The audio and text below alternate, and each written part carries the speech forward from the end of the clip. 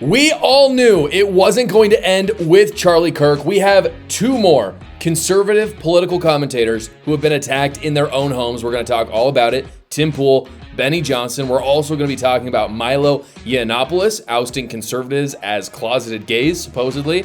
And we're also going to talk about the Indiana new redistricting map that might actually give Republicans 2 more House seats. So, Tim Pool tweeted this out just this weekend. He said, "Last night, a vehicle approached our property and opened fire. No one was hurt. Our security team is reviewing the incident and will be relaying the report to appropriate law enforcement. This is the price we pay for speaking out against evil." We don't even know right now. We know nothing about this, really. We don't know if this was on the left or from the far right. I do find it very interesting, and a lot of people have pointed this out, that this happened right after Tim Pool finally came out against Candace Owens. He's been silent on this. There's been people like myself, Ben Shapiro, even Megyn Kelly, who's a little bit more wishy-washy, who've been open about this, talking about these things, either that they're good or that they're bad. Tim Pool has not said anything, and as soon as he comes out, speaks very harshly against her, as I talked about on the show last week, this happens. Obviously, I'm not saying Candace Owens sanctioned it. I don't think that's true. I don't think we have any evidence of that. But there are some wackos that watch her show. A lot. In fact, it's pretty much, honestly, almost all of them. Now, we don't know if this was a leftist or someone on the far right. I do find it very interesting. This happened right after Tim Pool finally came out against Candace Owens. Obviously, people like myself, Ben Shapiro, Megyn Kelly, a lot of people have been talking about this either because they support Candace Owens or they don't support her, like me. But he hasn't talked about this. Hardly at all. And finally, last week came out, and I talked about it on my show in a scathing video, actually several videos about her. And I do find it interesting that this happens right after. I'm not saying that Candace Owens sanctioned it specifically, but there are some wackos that watch her show. Most of the people who watch her show are wackos, honestly.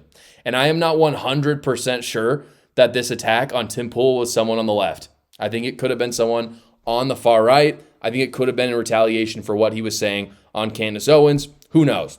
What is crazy, though, is that this was one of 3 attacks on conservatives just this past week. Nick Sortor, who not super big, but still very influential, he's a MAGA journalist, he was attacked by an anti-ICE mob in New Orleans. It gets really intense. We actually have it on camera. Here it is.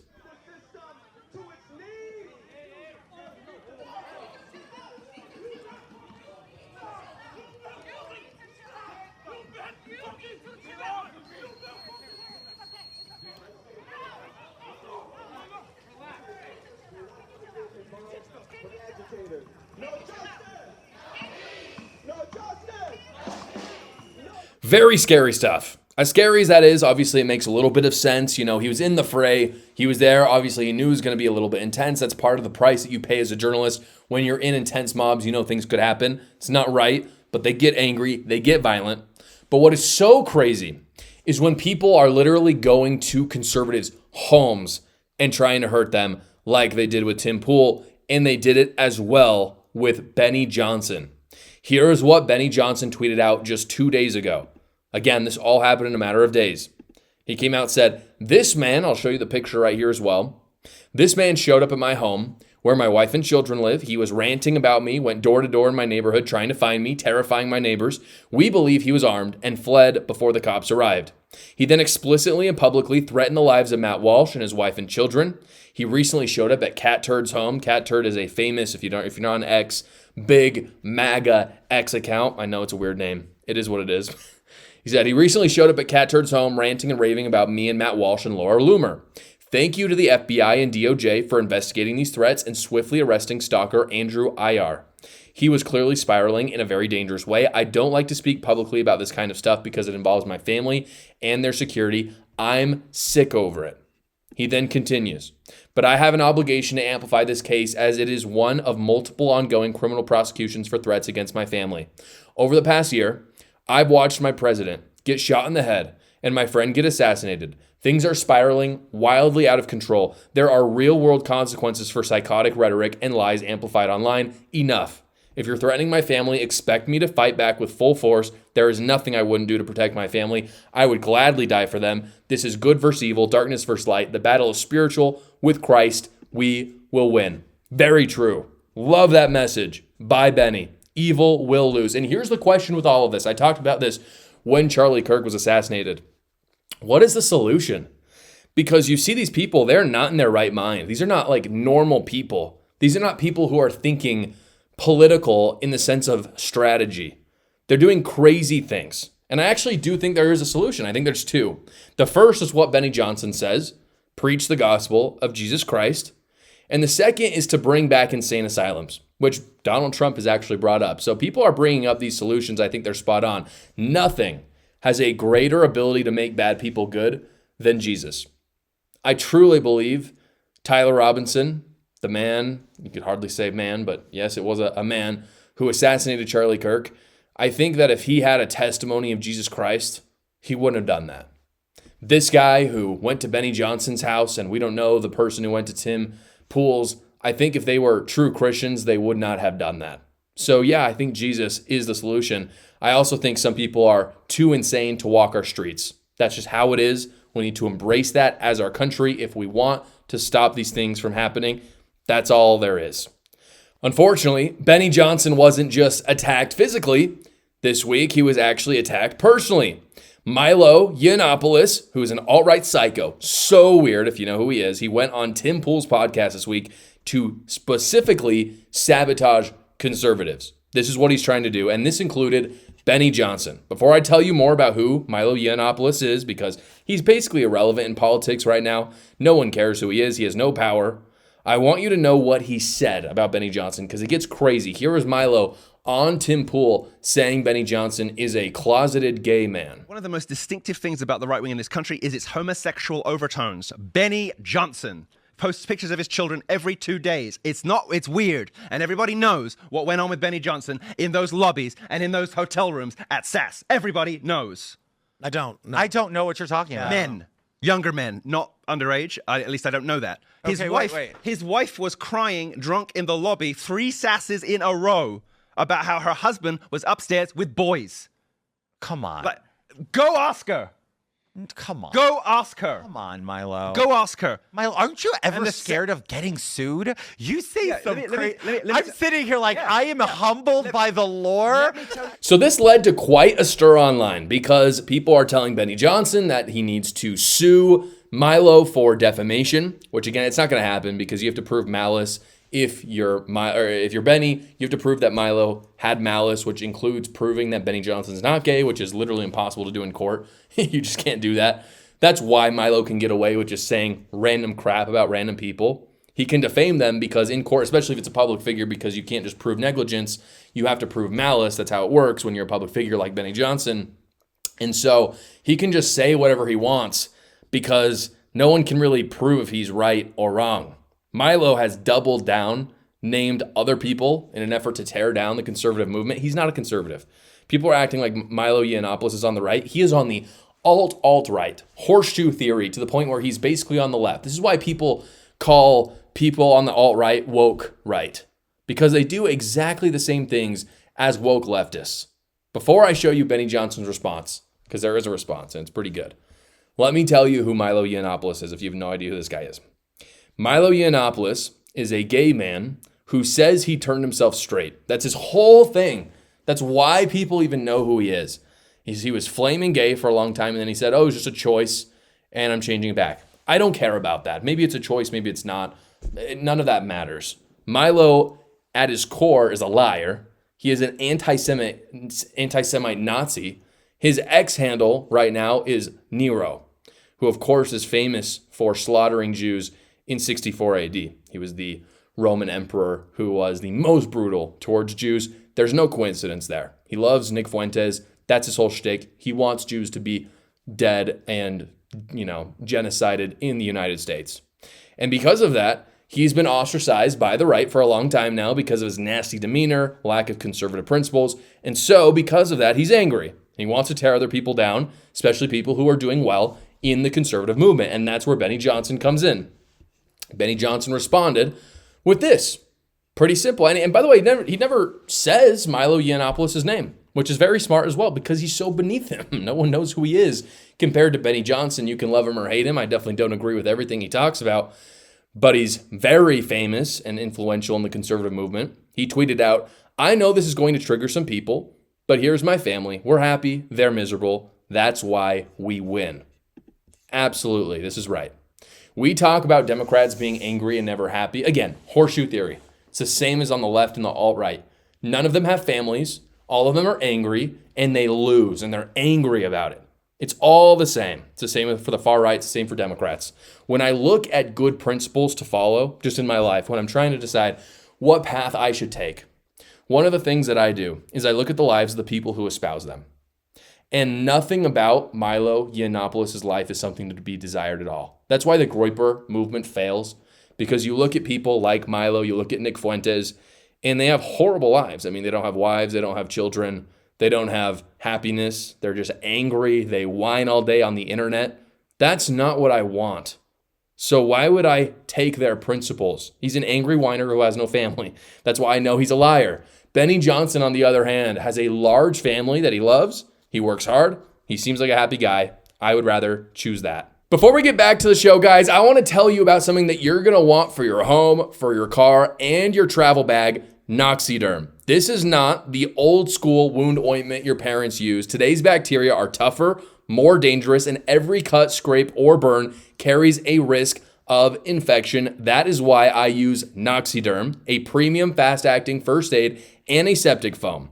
It helps protect minor wounds, including against some antibiotic-resistant bacteria based on lab testing. Noxiderm is also formulated with nitric oxide, nature's miracle molecule, to support healthier-looking skin and reduce the appearance of scars. My favorite part, personally. As someone with type 1 diabetes, recently, I was actually recently diagnosed just a few months ago. I've been healing a little bit slower. It takes a little bit longer, giving more risk for infection to set in, and that's why Noxiderm is a powerful investment for my family and my everyday protection. For an exclusive listener offer of 15% just for you guys, they've never done this before, visit shop.noxiderm.com/Josh Carr. Enter the promo code in the show notes. It's Josh Carr. Go check it out right now. Don't hesitate, guys. This deal won't be around forever. Take care of yourself and your loved ones. Noxiderm is for minor cuts, scrapes, and burns only, not for serious wounds.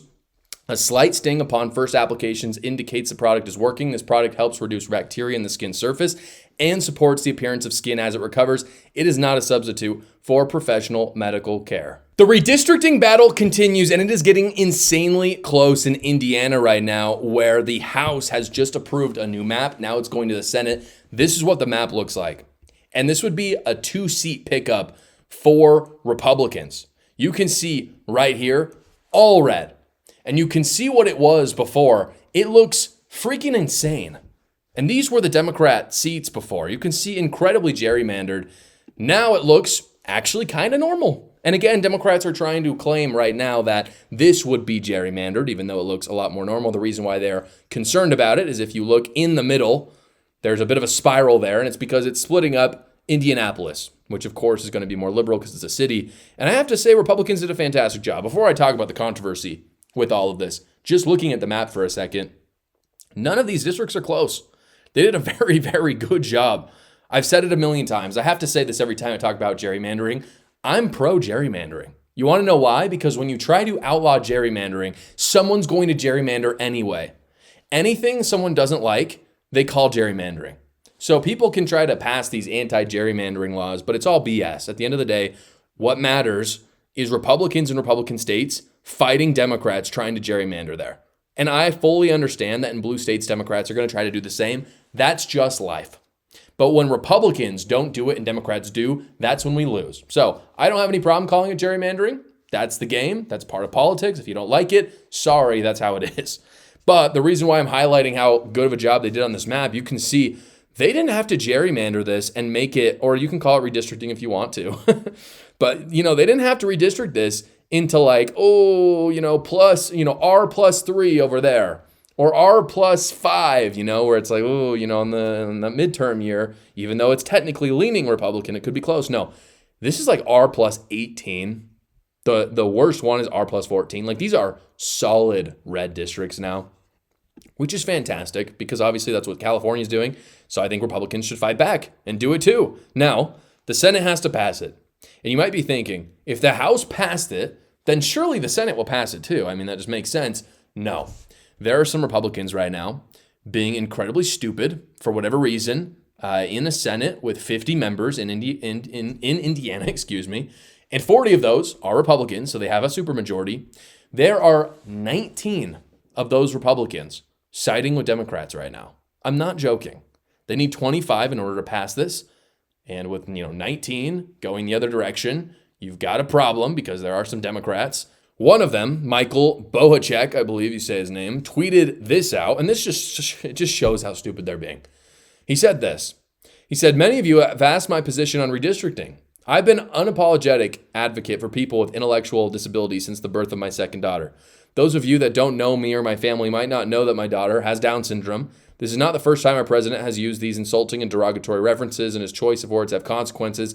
I'll be voting no on redistricting. Perhaps he can use the next 10 months to convince voters that his policies and behavior deserve a congressional majority." Here's the thing. I get it. Like, I've got friends who have Down syndrome.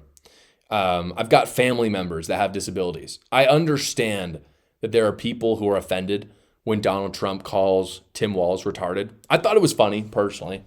I understand that there could be an offense taken. Okay, whatever. But at some point, are you going to make your entire policy position off of just being angry that someone said a word? Like, can we just grow up for a second? This guy is literally giving Democrats more power because Trump said the word retarded. They're not serious people. Like, what is this guy doing? This isn't principled. It's good to be principled sometimes and stand your ground. This is not principled. You are literally giving Democrats control of your state because someone said one word. It does not make sense. I don't know a lot about this guy, but I have a feeling he's not very conservative. Because if he was, he would care a lot more about the future of his daughter than what the president said about someone else who, I'm sorry, was acting retarded. I don't care if you're offended. I just don't care. That's how it was. Tim Walz was that way. Politico reports that Turning Point is going to primary them because of this, and they should.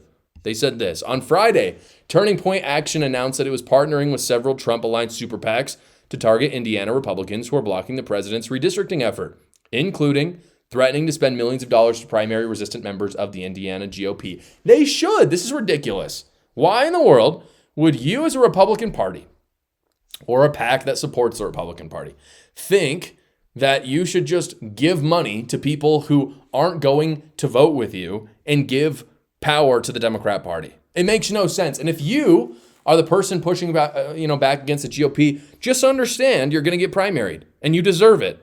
Because if you're going to be a member of the party, to some extent, you have to be subordinate to that party. Welcome to politics. President Trump has been pushing hard against them, obviously. He tweeted this out. Frankly, kind of nice. Like, he was a lot more diplomatic than usual, to be honest. He said this. I'm going to just read the bottom. Top is too long. He said, the Indiana Senate must now pass this map, as is. Get it to Governor Mike Braun's desk ASAP to deliver a gigantic victory for Republicans in the Hoosier state and across the country. I am hearing that these 9 senators, some of whom are up for re-election in 2026 and some in 2028, need encouragement to make the right decision. He then names them. Let your voice be heard loud and clear in support of these senators doing the right thing. Thank you for your attention to this matter. Quite diplomatic, nicer than usual. But let's face it, these people want power. That's all they want, most of them. It's how politicians roll. So they should fall in line, hopefully, and Republicans should get 2 more House seats. That's the hope. The Senate there in Indiana heard different arguments going into this on the redistricting. You can tell that even in a Republican state, they've got a couple crazies, probably in the Indianapolis area. They're like nutsos. And there was a good interaction between someone arguing for the redistricting and one of these wackos. Here is one witness arguing with the senator, saying that Republicans have a problem with political violence. I guess that's our problem. So are you not aware that Democrats have consistently been targets of violence and threats from Republicans? What violence and threats are you talking about? Well, let's talk about Minnesota. I would counter with the example of Charlie Kirk. And how about the president also stating that he could walk down a street and kill someone? Well, so you're aware that Republicans... That was a joke. How do you know it was a joke? Well, that was a long time ago, and he was joking. But It doesn't in the matter. violence in Minnesota, was there any Republicans that cheered that on or supported that? I didn't see any. But in the polls of the country, 30% of Democrats in the country say they loved the death of Charlie Kirk and thought that was a good thing. And there were staffers in congressional offices who said, I'm not aware of anyone that has that appreciate or wanted the death of Charlie Kirk. Ilhan Omar. Like I said, I'm not aware of anyone, but I think it's very important to point out that a lot of the violence that comes, you cannot just put on one particular party. It's a Democrat problem, not a Republican one. We all know this. Good for him for standing up to her. Tax season is right around the corner, guys. I know it sucks, but fortunately with Quick Tax America, they make it so much easier in honor of our 250th anniversary as a country. For $17.76, they're doing all federal tax returns for only $76. And they do all the work for you. So rather than spending $300-$400 with the big guys, I'm not even going to say their names because they're so woke, they're dumb. Don't spend your money with them when you have to do all the work anyway. Go to Quick Tax America, spend $76 and have them handle all your taxes for you. Again, $76 for all federal tax returns. Doesn't matter how hard your taxes are. Go check them out right now at quicktaxamerica.com.